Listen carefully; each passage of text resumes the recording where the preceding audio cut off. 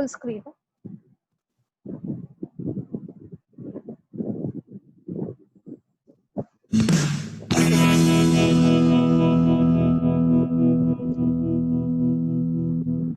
Recombinant DNA technology. Okay, I just paused it.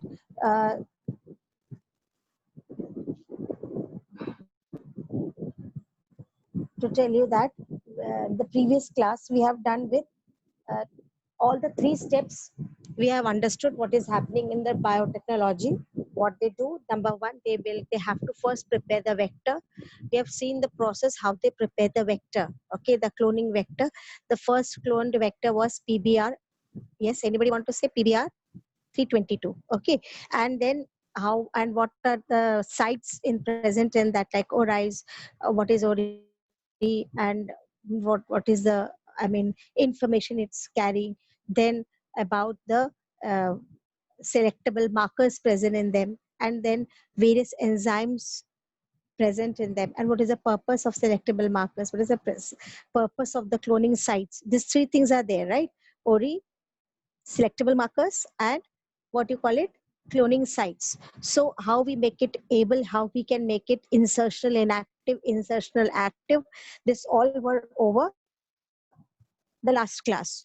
Okay, so of course the first is cloning of any vector. Once a vector is cloned, then it has to be introduced inside the bacteria or the host where we wanted to get it, cloning of it. After making the vector, it is important to have the cloning of it. That means making copies as many we want. So then it is used, what the process we have learned, how instant heating and cooling is done, and calcium ions are added so that the bacteria takes in, becomes the membrane becomes permeable for the movement of the plasmids inside the cloned vectors inside the bacteria. And then like this, till here we have got it over with the process of biotechnology. This was the first process. Transfer of us, this cloned vectors also we have seen. Okay, now we are moving ahead with the next step. Actually, little briefing in the beginning, only in the introduction we have learned that first it is preparation of the cloning of vector, then it is cloning is done after the cloning of the cloned vector, and then the third step is to get those downstreaming, first of all to identify this and then to downstream it. All this process will be learning next. Importance in the 21st century. In times when agriculture is faced with challenges such as drought, diseased crops, and poor yield, this technology has a vital role to play in developing better crops. Recombinant DNA technology has also helped produce medicines to prevent and cure diseases such as sickle cell anemia and cystic fibrosis. Recombinant DNA technology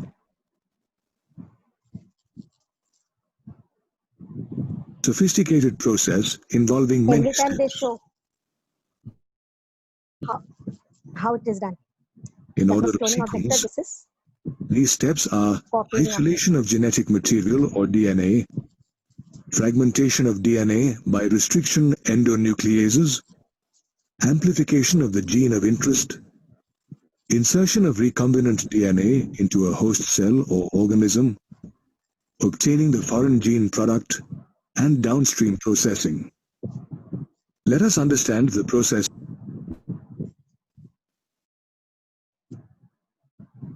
okay. So now this, you have seen what is a cloned vector, the various sites of cloned vector.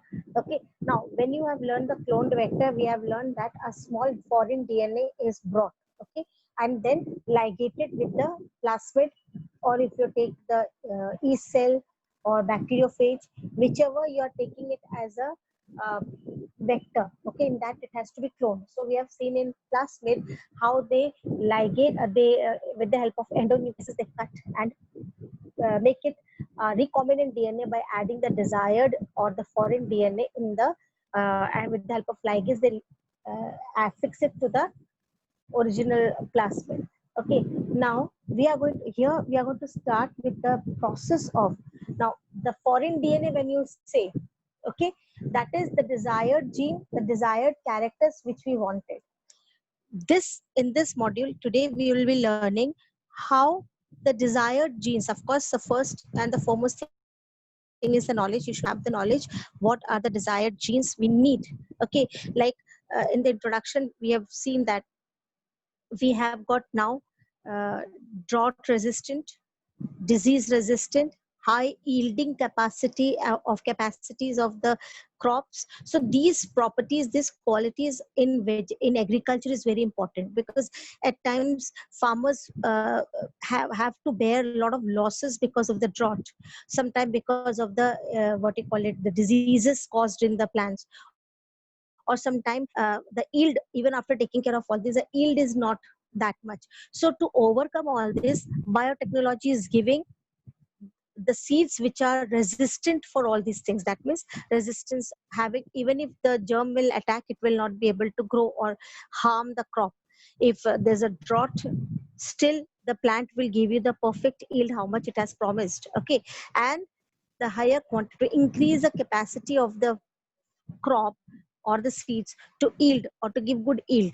This all to do, the first and the basic thing is to identify the genetic codes meant for all this. If we were talking about resistance against, suppose, a disease, so for that a disease, what are the genes and what are the normal genes we need to keep it resistant. Okay, so that kind I'm saying, if you want the higher yield capacity, what should be the proper genetic code for it? That is the first thing, that is identification of the desired quality or the desired genes. That has to be first understood. After that comes is the how we can isolate it. Now we have learned how the vector is prepared and how we add on the foreign DNA on it. But this foreign DNA, when you call it, or when you call it as a desired gene, how it is extracted from the place where we have seen it. Okay, how we extract it, how we multiply it. Only extraction is not enough. You have to amplify it, make it into a good quantity. Okay, and then followed by the next processes one by one, which is finally the last stage is downstreaming. As I said, downstreaming means the end product of the thing. Like if you talk about antibiotics, then in the form of medicines, capsules is the downstreaming of it. Okay, so in this module we'll be learning how these steps takes place to get the foreign DNA or the desired genes. Processes that help carry out the first three steps successfully. The genetic material in most organisms comprises DNA. In recombinant DNA technology, the first step is to select and isolate the piece of DNA of interest to be inserted into a cloning vector. Then, this piece of DNA is cut using restriction enzymes. To cut with Now, again, no need to tell, no need to explain you that here also, even in any place, when you work with genes, when you work on the DNA and all, the things what helps as molecular scissors are nothing but the same nucleases, the restriction enzymes, endonucleases and exonucleases. Every time, most of the time, we need endonucleases. Okay, because it can cut, identify the palindrome. The process is same. Okay, the things we are going to learn again further. So uh, again, the desired genes codes you should know, then only accordingly which endonuclease is capable to cut it, that has to be extracted, removed, made, and then used to cut in the desired from the desired plant or the genes. So they are using endonucleases, what we have learned in previous topics also. So without the help of endonucleases, the molecular scissors, we cannot cut and get the desired or gene of interest. So molecular scissors or the endonucleases are used. As you can see in the animation, they are cutting, leaving the sticky ends. Okay, sticky ends in the sense the you are removing the one strand. You can see how it is getting. So the other end becomes automatically very much. Sticky in the sense it needs a complementary pairing. If it is AT, then it should be TTG. Okay, like that. TTC, sorry. restriction enzymes, the DNA should be in a pure form. That is, it should be free of macromolecules. To obtain DNA, a sample of cells is generally blended or ground thoroughly. This helps separate the cells from each other. Now, in order to isolate DNA, enzymes such as lysozyme, cellulase, and chitinase are used to treat bacterial cells, plant cells, and fungal cells respectively.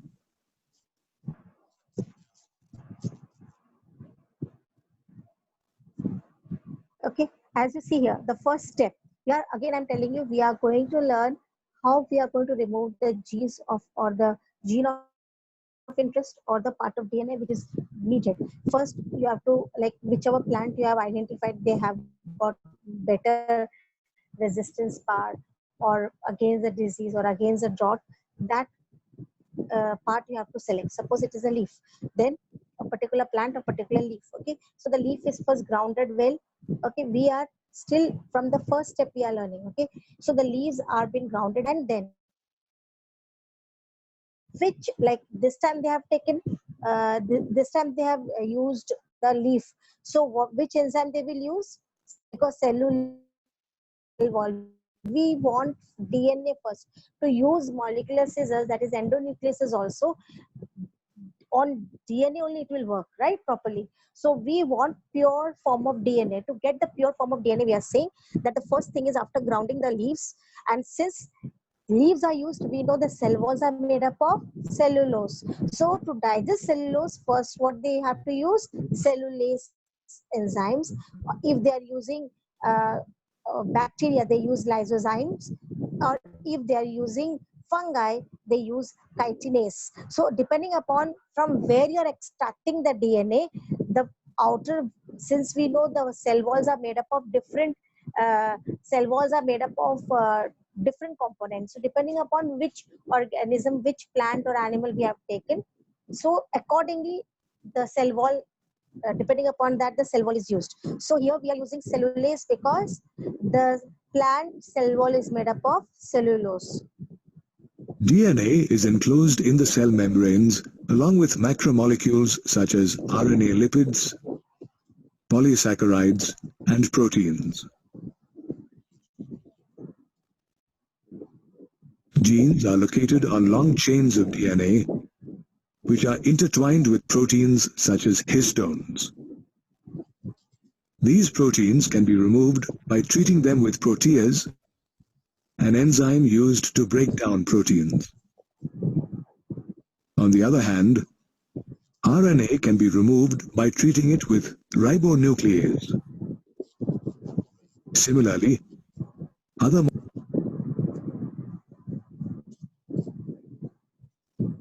Same way as we removed first, for removing this cell wall, we have used what we have inside the cell wall. After the cell wall, we have got cell membrane, followed by so many organelles, okay, and RNA DNA. What is our motive? To get DNA only, rest all should be wanted to be removed. So what we do, after removing the cell wall with the help of cellulase enzyme, now different enzymes, they have been treated, the solution is treated with different enzymes, like proteases to digest all the proteins, okay, lipases to digest all the lipids, fats, to digest RNA, because we don't need even RNA. So to digest RNA, we use RNases, ribonucleic acid, that is the enzymes to digest the RNA. So when we use these different enzymes, what we get? All the other components which we don't need got digested. Now what is left is only DNA. And now to remove the DNA from that, also molecules the can be next step. removed using specific treatments. Finally, after the addition of chilled ethanol, DNA is isolated as a precipitate. This extracted DNA can be collected using a method called spooling. As you can see in the figure. After isolation of DNA, in the next stage, restriction enzymes are used to cut the purified DNA molecules at specific locations. This cutting results in DNA fragmentation.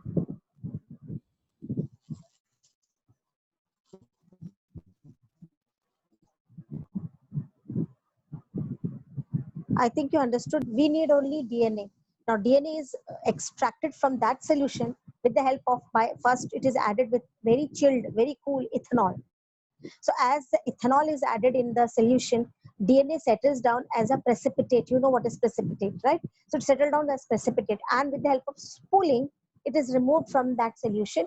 And now, what we got is only and only DNA what we wanted. Okay, now they use the endonucleases depending upon what part has to be cut from the DNA. So the pure DNA form we have got now using the endonucleases, what you see right now is the process by which endonucleases are cutting as molecular scissors the DNA which is needed. The fragmented DNA can be separated according to its molecular weight by using a technique known as gel electrophoresis. It is employed to check the progression of restriction enzyme digestion. Typically, the gels used in this process are prepared using agarose. DNA molecules are separated across a pan of gel motivated by an electrical current.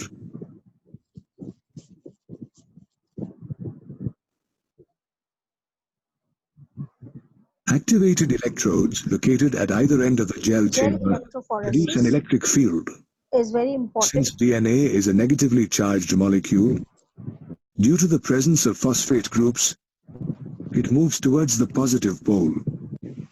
The separation of fragments occurs according to each fragment's properties, which determine how fast the electric field can move the molecules across the gel. The bigger the DNA fragment,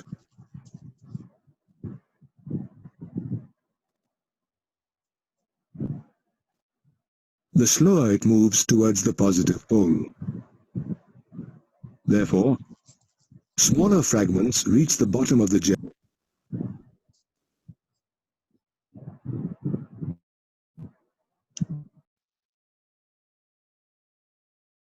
Okay, for the exam, it's carries of 3 marks whenever it comes. Okay, gel electrophoresis, and this gel electrophoresis I have shown you also when we went to the university. Okay, when we went last year to university to visit, there we have I've shown you that scientists were showing you how, where and what it is. So if you remember, they have told you that the plate on which the DNA what we have spooling we have done and extracted from the solution. What we want is the now all our DNA. Now how to extract the DNA which has been cut from the from main DNA, we have helped with the use of endonucleases. It has been cut, right? It has been cut, and now we want the smallest part, smallest DNAs, because the DNA which has been cut of gene of interest is very small in size. So with the help of the size, it is easy to identify that the gene of interest what we wanted and how. Now this gel electrophoresis help in that. How they prepare the plate on which they have kept the DNA. They put the DNA is made up of agar. Okay, and then they prepare in such a way that with electricity they pass, and we know DNA is negatively charged molecule, right? So DNA being negatively charged molecule, uh, as electricity or it is passed, electric current is passed, what happens? It will move from since it is negative, it will move towards positive end. Okay, now which one will reach faster? The smallest one will reach faster than the longer. I mean, I'm talking about the chain, the size of the chain. The smaller size one will reach first to the positive end than the longer one. And there now with the help of, they will cut it, and then of course we need to see them. This process we have seen there also very important. So finally listen carefully. So after passing the electric current, the DNA which is negatively charged move faster towards the positively charged okay, I mean DNA of gene of our interest reaches first there. Okay, so nucleases we have cut it. Gel first. The separated DNA fragments on the gel can be seen only after staining the DNA with ethidium bromide. Now, the separated DNA bands are cut from the agarose gel and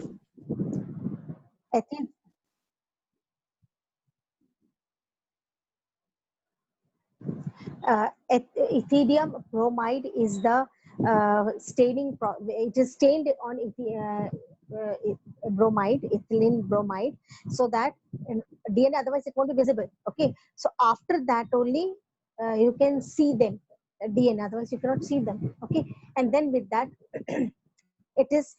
We will cut. We don't want all those longer DNAs. We want the short one which has been cut extracted from the gel the piece. endonucleases. Okay. This step is called cution or elution. Stained agarose gel with DNA fragments Cution or elution, the next light step. chamber.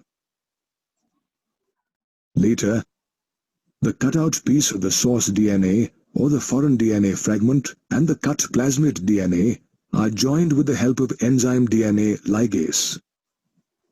Scientists need a significant number of DNA samples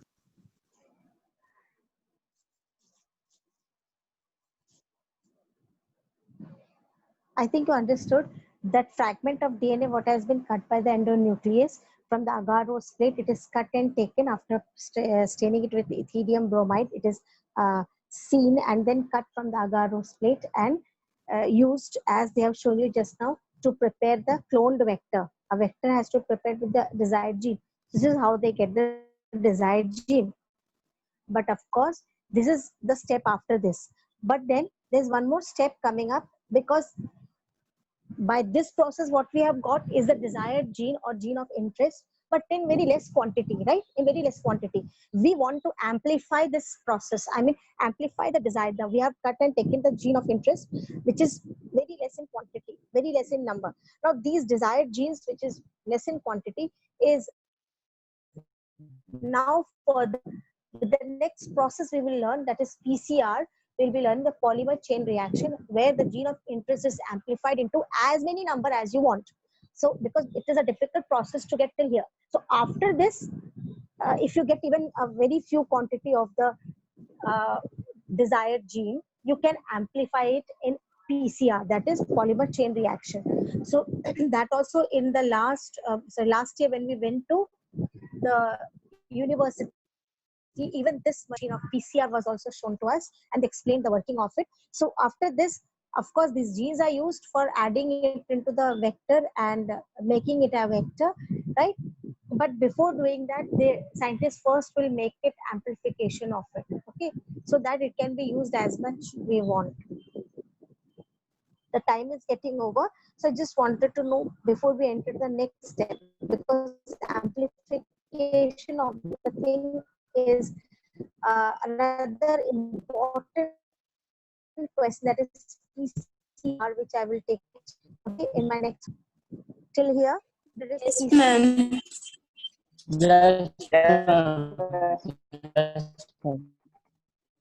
Yes, ma'am. Okay, fine. The next class is okay, 12 noon. Fine. Is it fine? Yes, for all? ma'am. The next class is 12. Okay.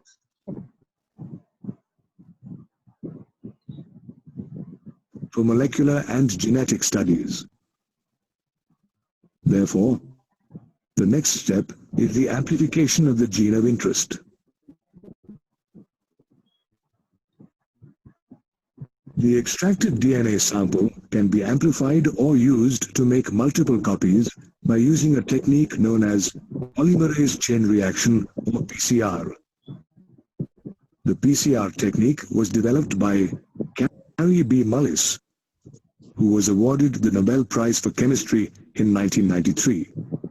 PCR has 3 steps: denaturation, primer annealing, and extension of primers.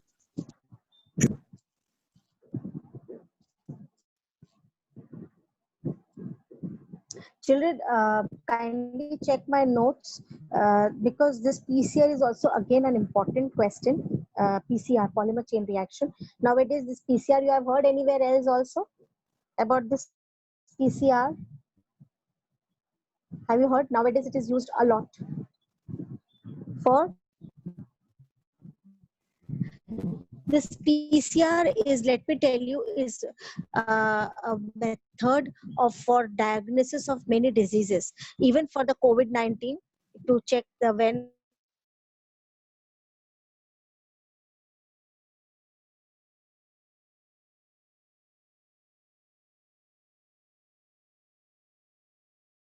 so this is not only for COVID-19 but many other for diagnosis also we use PCR method. In this what happens, it will amplify the DNA, and even if the virus is present in a very smallest quantity, it is present in our body, it will amplify and let us know that whether it is there or not, like this. So it becomes easy for the doctors to diagnose that whether the person is patient of that particular disease or not. Otherwise what happens, if the virus or any disease for which we check through PCR, if we try to find it out without this PCR, it will not come. If they have, there is a way. Whenever any symptoms comes in our body, it is when that bacteria or that virus or those that germs have grown very well nicely in our body. When they multiply very enough in our body, then only we can see the what you call it, the symptoms. Okay, but what happens in PCR, what happens, even when they are present in our body but very less in number, without and no symptoms is seen, even that time, with the help of this PCR, we are able to, the doctors are able to diagnose that you are having. So it becomes very easy for the patient also, without the symptoms also, that they have then given proper line of action, course of medicines, and the person can be saved. So this PCR is very much important for many different kind of diagnosis of the diseases at early stages. Okay, because the late stages, any disease becomes dreadful and dangerous. Okay, so this PCR we are learning here for, see, the same process we are learning now. We are learning to get the gene of interest. Okay, multiplying it, amplifying it into many, so that we can use it later. After this only they are using to the next process. Okay, that is making vectors and all. So we are using it in a very good way in biotechnology, in both the ways, to identify diseases as well as to get the products of our own interest. Okay, by making the vectors. So the whole process of PCR has got only 3 steps. Very easy it is. Okay, very easy. 3 steps. The first step, but okay, the 3 chapter is chapter 10. I will be sending today in the Google Classroom. So kindly check and learn these gel electrophoresis, then PCR. Okay, and because the whole totality, they cannot ask the what is biotechnology in explain all the steps. They cannot ask you like that. Okay, so they ask the questions in fragments. Else the question will be 5 mark of. I mean, the process to be asked will 5 marks. Well, the whole process it's so elaborate that nobody asked yet about the whole process to explain. It's not possible for 5 marks also. Okay, so this PCR will little take time. I will start then tomorrow. Okay, thank you, children. God bless you. Thank you, ma'am. The isolated or extracted target DNA segment to be amplified is heated to 95 degrees centigrade for denaturation. This leads to the separation of 2 single strands. I'll be teaching you tomorrow. Okay. In the second step, the solution is cooled to around 55 degrees centigrade in the presence we will meet 12 o'clock. oligonucleotide primers that are complementary to DNA region.